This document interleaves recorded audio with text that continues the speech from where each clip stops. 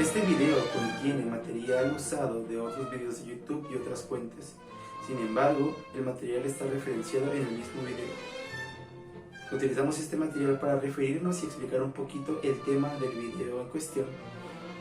Y nos referimos a la ley del uso justo para explicar este tema, debido a que es un tema completamente educativo y sin fines de lucro. Pueden encontrar las referencias en el video en sí. Al final de la presentación o del video pueden encontrar las referencias en formato de texto. Ahora sí, disfruten el video de parte del Instituto Tecnológico de Villahermosa.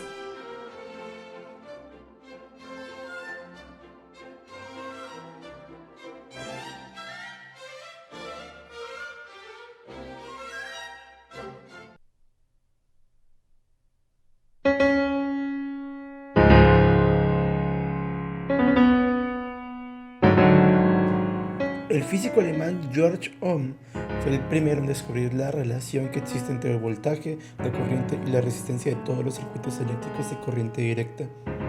Ohm descubrió que a una temperatura constante, la corriente eléctrica que fluye a través de una resistencia es directamente proporcional al voltaje aplicado y, a la vez, es inversamente proporcional a la resistencia.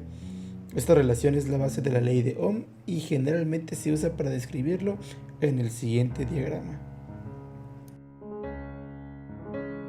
Todo lo que el círculo quiere resumir es que la corriente es directamente proporcional a la resistencia y como resultado nos dará el voltaje.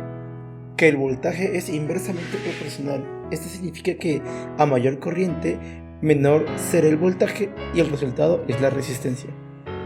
Y que el voltaje también es inversamente proporcional a la resistencia, o sea, a mayor resistencia, menor voltaje y como resultado tendremos la corriente. Tomando un enfoque un poco más aplicativo, podemos decir que la ley de Ohm es una herramienta en la cual nos podemos apoyar para hallar la información clave en los circuitos. Para hallar el voltaje de un circuito, decimos que el voltaje es igual a la corriente multiplicada por la resistencia, o que el amperaje multiplicado por la resistencia en ohms dan como resultado al voltaje, el cual se mide en volts o en voltios. En el caso de la corriente, podemos decir que si al voltaje lo dividimos entre la resistencia, obtendremos la intensidad de la corriente del circuito. Y por último, la resistencia. Decimos que el voltaje dividido entre la intensidad de la corriente da como resultado la resistencia del circuito.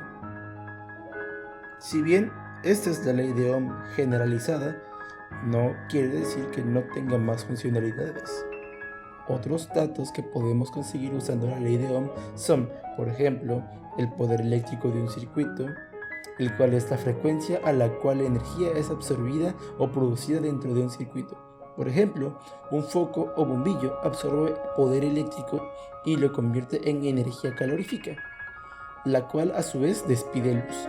Entre más alto sea la capacidad requerida en watts, más va a ser su consumo en general.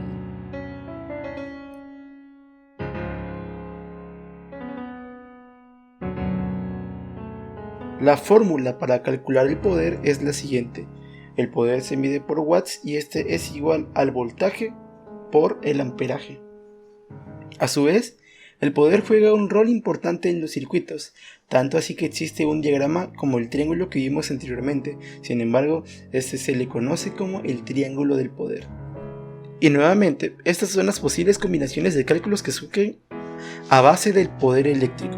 Si el poder eléctrico resultado del cálculo es positivo, quiere decir que el componente absorbe el poder eléctrico o que lo está consumiendo. Pero si es negativo, entonces el componente en cuestión lo está produciendo.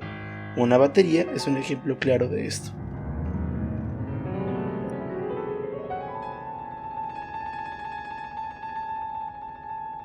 Que encontramos en prácticamente todos los circuitos, las cuales se ven usualmente de la siguiente manera. Y suelen representarse en los circuitos de esta otra, o de esta. Existen diversos tipos de resistencias y tienen también diferentes funcionalidades a pesar de que todas tienen como objetivo reducir la energía que fluye a través de ellas. La imagen anterior corresponde a una típica resistencia de cerámica. Estas se clasifican según la tabla del código de colores.